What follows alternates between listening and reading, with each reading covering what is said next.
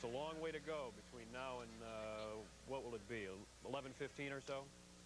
Well, pretty close. Maybe, yeah, I guess it will be, because it's going to start at 5 or 6 after 9, so. Okay, 10 seconds. Here we go.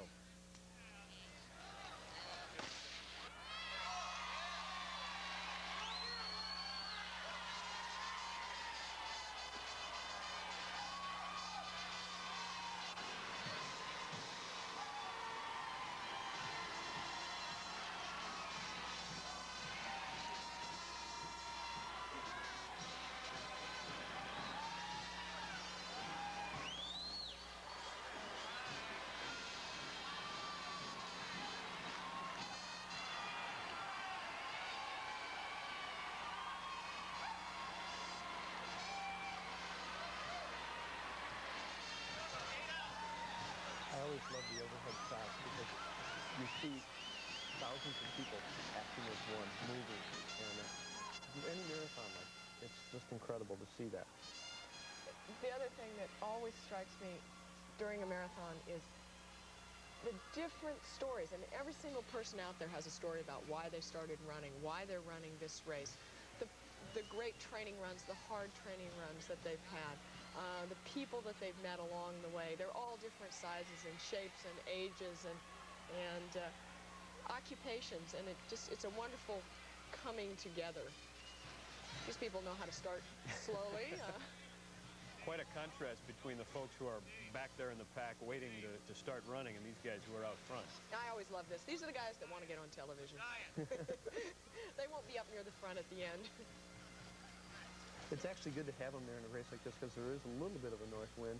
And when you get warmed up today, these guys go out and take the pressure off. You don't have to worry about leading because you've got these guys that want to lead for the first mile or two, and then you'll see them drop off on a side street at about 3 miles. There's Don Janicki, who was last in 1987 on the World Championship team. He's wearing number 15, and I believe he's going to be one of the pace setters today.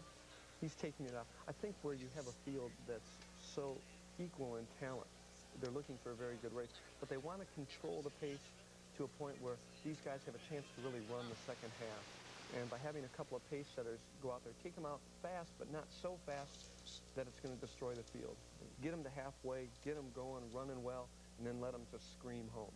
A lot of the press and coverage leading up to today's race indicated that there really are no front-running, world-class, you know they're going to take it all runners here. Does that lend a sense of excitement for some of these guys who might well emerge from the pack to win?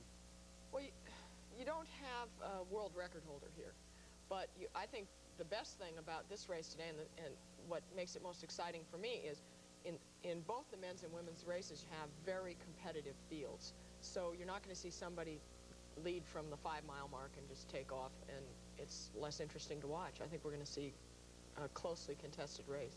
I think what you see, too, is you have a group of guys here that actually feel like they have a chance to win. They're 2:11, 2:10, 2:12 type guys here. You bring a guy in that's run 2:7, they've got to make a 3-minute jump. They have no hope. So all of a sudden in their mind, they're starting to think, I just want to have a good race. But these guys that are running today say, I can win. If I have a good race, I can win. And that adds a hunger. There's a hunger there with them, a competitiveness that oftentimes when you have that one elite guy out there, you know, that's 3 minutes ahead, it takes away the incentive to win. It's like, well, I'm just going to try to have a good race, a good run. But here they're thinking, I can win. I think also for a lot of these people, this is their Olympics. Many of the people from foreign countries were disappointed, and Americans also. We have the women who finished number 4 and 5, just missing out on our Olympic team. This is their Olympic Games. They are going for that glory that they missed in Seoul. And of course, this is the first year in a year that we've had this back here. This is something that a lot of these marathoners, I assume, have missed. A lot of people don't travel around to run in marathons. You've got people who, not only is it their Olympics, but it's their only marathon of the year. Mm-hmm. I think you find that a lot in areas in the Midwest and anywhere. It's the one big event of the year. Chicago was the one big event that they would come out and train for. And then they'd go back to doing whatever they did, and about 6 months before the race next year, they'd get cranked up again for it. And they didn't have that chance last year. You know, they probably thought, well, geez, I don't want to go to Columbus or New York or LA. And, you know, they want to do something at home. And it's nice to have those people have a chance to do that again. This is a nice look on number 477, the plastic bag on the head. Yeah, that's very. Maybe he's got a permanent under there that Well, he's it trying could to be protect. move over Flojo. This could be a new new fashion statement. Well, in addition to these folks, there are 62 foreign countries represented in the old-style Chicago Marathon this morning. Among them, getting a lot of attention. It is its own race, but it is going on in the middle of another larger race, and it's very difficult to get the vehicle in to see the women. So here we're seeing a woman on the course on one of our cameras that is stationary, but it's going to be a little while before the truck comes in and we'll be able to see a picture of our lead pack. They're still bunched up. They still are bunched up, and there are a lot of men that will be with them, and it's a little difficult. Usually somewhere around the 5-mile mark, things start to sort themselves out. Some women coming through this shot right now.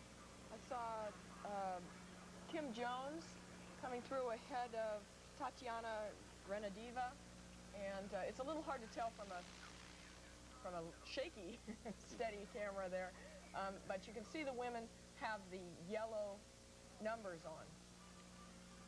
How many women are there, you know, this year? Anybody? No, I don't know. Been on the World Cup team and is running great today and leading the women's competition as far as our information tells us. You know, Dr. Ted Winslow was talking about how, you know, athletes in weather like this, it gets awkward, disoriented, and it's harder as the endeavor continues. And I said, it sounds a lot like my high school career. We are 1 hour, 8 minutes, and 45 seconds into the race now, and obviously lots more coverage to come of the the old-style Chicago Marathon. We'll have more when we take this time out. The fact that these women, I mean, Fudge, Moreau, Kramenkova, Lisa White, and Sakonich, none of these people are used to racing against one another. It's not like you're racing against them and all the people that are normally on the American road circuit. Now that was Kim Jones we just saw go by in the glasses and the arm warmers. Another fashion statement, I think, being made here. You're right. We don't often get a women's field. The marathon is always unusual for women because you don't race against all these people all the time, and you don't know quite what. Basically, it was just a two-pack race, and then Lisa, 20 miles after she made the move, ran for home.